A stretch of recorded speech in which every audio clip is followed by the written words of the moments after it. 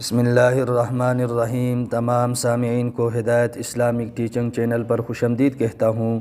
آج کے اس ویڈیو میں آپ کو بتاؤں گا کہ حضور علیہ السلام کو زہر کس نے کب اور کس کھانے میں ملا کر دیا تھا اور اس کے کتنے سال بعد آپ کی وفات ہوئی۔ اگر آپ کو ہماری ویڈیو پسند آئے تو ضرور اس چینل کو سبسکرائب کریں اور گھنٹی کے بٹن کو ضرور دبائیں تاکہ آپ کو ہمارے ہر نئی آنے والی ویڈیو کے بارے میں معلومات حاصل ہو سکے۔ سلام بن مشکم کی عورت زینب بنت حارث نے ایک بکری کی گوشت میں زہر ملا کر غزوہ خیبر کے موقع پر امام الانبیاء علیہ السلام کے سامنے پیش کیا۔ امام الانبیاء علیہ السلام نے اس میں سے گوشت منہ میں لیا مگر معلوم ہو گیا۔ بعض روایت میں ہے کہ گوشت نے کہہ دیا کہ زہر ملا ہوا ہے۔ امام الانبیاء علیہ السلام نے اس کو تھوک دیا۔